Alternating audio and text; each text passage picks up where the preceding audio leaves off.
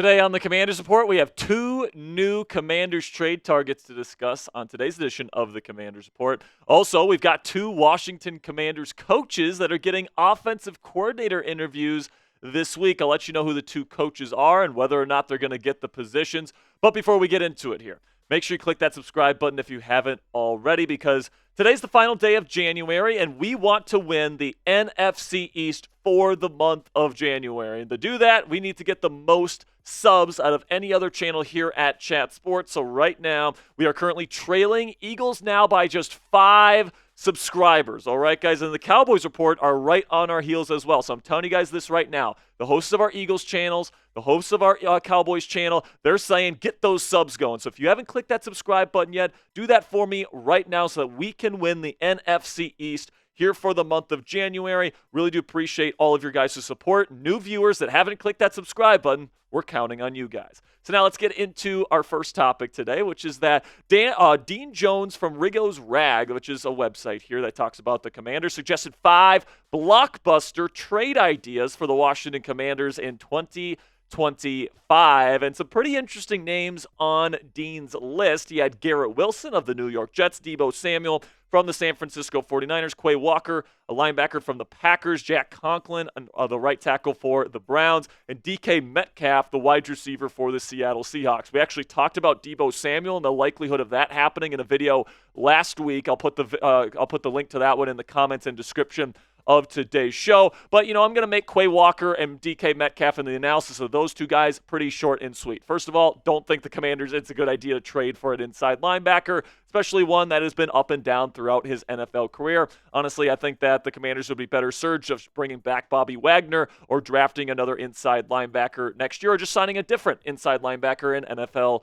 free agency. And then when it comes to DK Metcalf, I think he's going to be too expensive for Washington. The reason why that is because I think they're going to give Terry McLaurin a brand new, massive contract extension, and I don't think they want to pay two guys top dollar money at the position in future seasons. So the guys that I'm interested in, and the guys that we're going to break down on today's show, we're going to talk about Garrett Wilson, because that's the name that really intrigues me, because he's still on his rookie contract, and then Jack Conklin, the offensive tackle from the Cleveland Browns. So let's start with Garrett Wilson, because he's like the sexy name right here, guys. 24 years old, good size at 6 foot, 183 pounds. Still has 2 years left on his rookie contract. He's heading into the 4th year of his NFL career. He's going to be, if you get him, you're going to be picking up his 5th-year option. So 2 years left on his rookie season of cost control and all that stuff before he makes a bag in 3 seasons from now. And he's one of the most highly touted young receivers in the NFL today. And if you get him in Washington, he's going to be, your future number 1 guy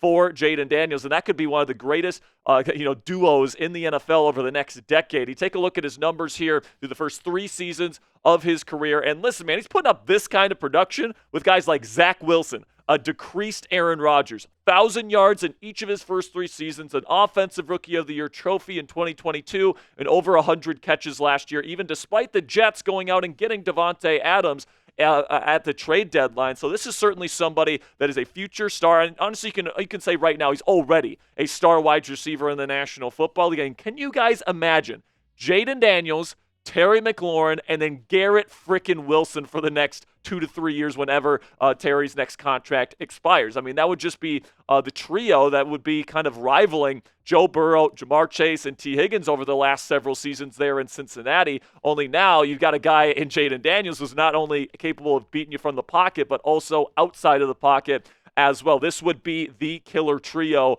of the next decade in the NFL if the Commanders can pull it off. But here's the thing. It's going to be expensive to pull it off. Like, you're going to have to give up at least your first-round pick this next year. That's number 29 overall in the 2025 NFL Draft. And you're probably going to have to give up more than that, whether that's another second-round pick, whether that's another third-round pick. Hell, they might even say, you got to give us 2 first-round picks, because this year's first-rounder's only number 29. So it's going to be interesting to see what the Jets want in exchange for him if Wilson does demand a trade. There's rumors going around that if Aaron Glenn, the new head coach for the Jets keeps Aaron Rodgers around, that Wilson will demand a trade out of New York. Now, I don't think that's necessarily going to happen. I think this team will probably sacrifice Rodgers to keep Wilson. But if it comes down here and the trade does go down, I think it's going to have to cost at least this much. A first-rounder in 2025, that's number 29 overall, and then a third-rounder the following year. And honestly, they might want a 2025 third-rounder. They might want a 2025 second-rounder, depending on how much other teams are willing to give up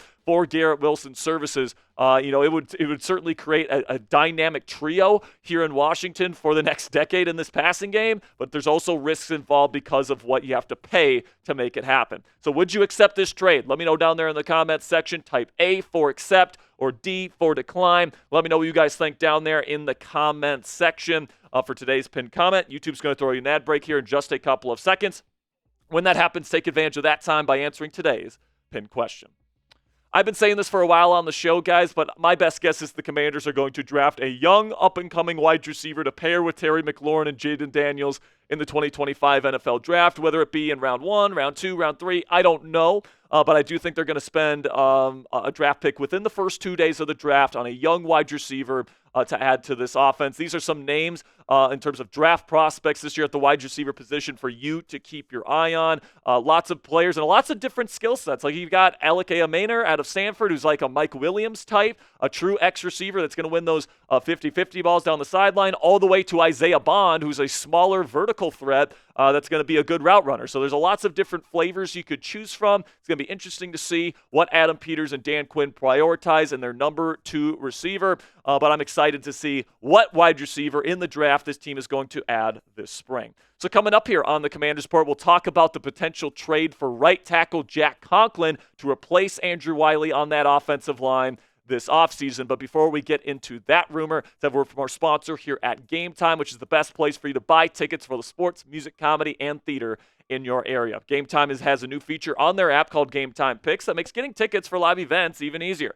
Game Time Picks filters out the fluff to show you only incredible deals on great seats, so you don't have to waste time searching through thousands of tickets. All you have to do is select the Game Time Picks button at the top of the screen when you click into an event you want to go see, and Game Time automatically filters through their entire database of tickets to find you the best tickets at the best prices with the best views, so you and your family can get the best deals on any ticket you get to any live event. What I love about using the Game Time app and why it's the only ticketing app I have on my phone right now is that you get the lowest price guarantee on any ticket to any event. You will not find a lower price ticket anywhere else, and it's guaranteed on Game Time. You also get all-in pricing on the app, so you don't get slapped with a crazy fee at checkout. That's very convenient, and then also flash deals, so you can get even cheaper tickets the closer you wait to Game Time. Take the guesswork out of buying tickets with Game Time today. Download the Game Time app, create an account, and use code CHATSPORTS. It's one word, all caps, CHATSPORTS, in the bottom right of your screen right now for $20 off your first purchase. Terms do apply. Again, create an account and redeem code CHATSPORTS for $20 off. Download Game Time today. What time is it? Game time.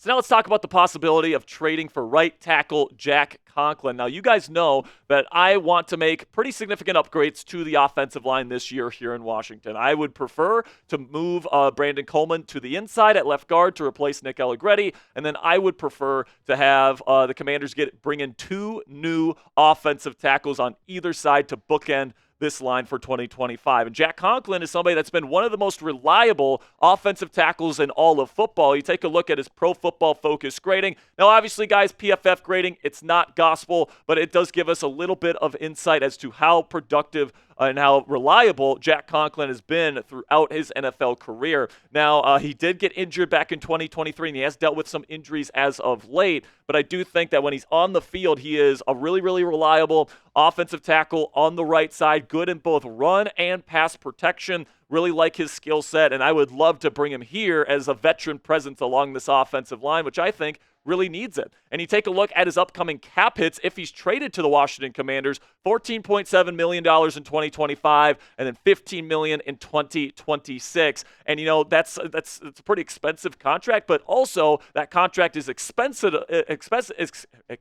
enough here. There we go, Sperry. Where you're not going to have to give up as big of a draft pick to go get him. I think that you can probably get Jack Conklin in exchange for just a 7th-round pick. And remember, the Commanders have 2 7th-rounders this year, so you can just give up one of those, and you get a reliable starting right tackle for your team. And we all know the Commanders are going to have about $100 million to spend this offseason in cap space, maybe even more than that. I mean, the $14 and $15 million cap hits over the next 2 years, I think, is something the Commanders can swing when it comes to a guy like Jack Conklin, especially with the way that he can produce both as a run blocker and a pass protector. So let me know down there in the comments section, is this a price that you would pay for Jack Conklin? Remember, you have to take on a 14.7 and a $15 million cap hit over the next 2 seasons.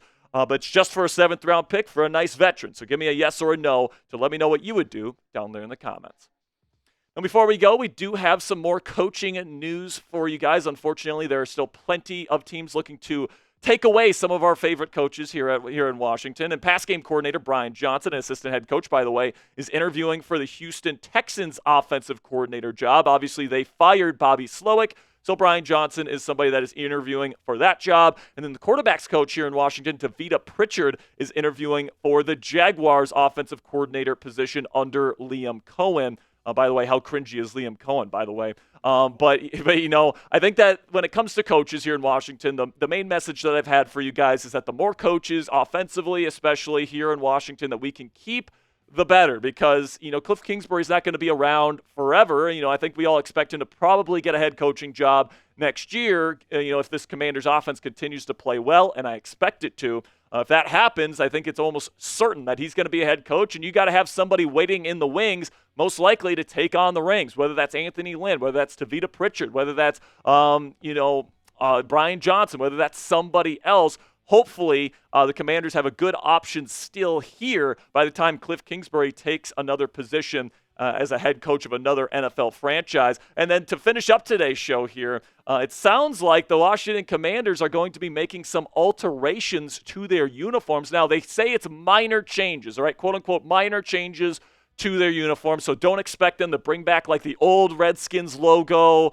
or to, you know, do anything of that sort. They're still going to have the same logo, everything, but they say they're going to make some slight adjustments. Now, something that I would love to see, guys, is I would love to see, you know, kind of the classic stripe on the helmet there, and then the gloss on the helmet as well would look really, really cool. I don't mind the matte helmets that they have right now, but I think that those glossy helmets would look, in the burgundy, would look particularly icy.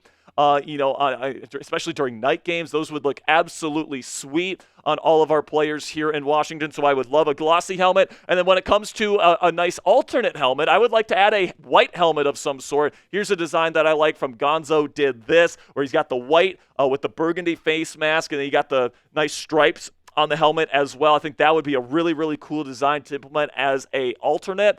Just imagine like an all-white Commanders uniform, guys. That would just be absolutely sweet to pull out during the winter months. So let me know down there in the comments section, what minor change would you like to see to the Commanders uniforms in 2025? Let me know what you guys think down there in the comment section. The two suggestions I have: bring back the old stripe on the helmet, make it gloss, and then also introduce a white alternate. Those are the changes I would make. Let me know what you guys think down there in the comments. Thank you for making it to the end of today's edition of Commanders, Rumors, and News. Make sure you click that subscribe button if you haven't already, because we've got extensive Commanders coverage coming to you every single day on this YouTube channel. So I appreciate your support, and until next time, hail to the Commanders.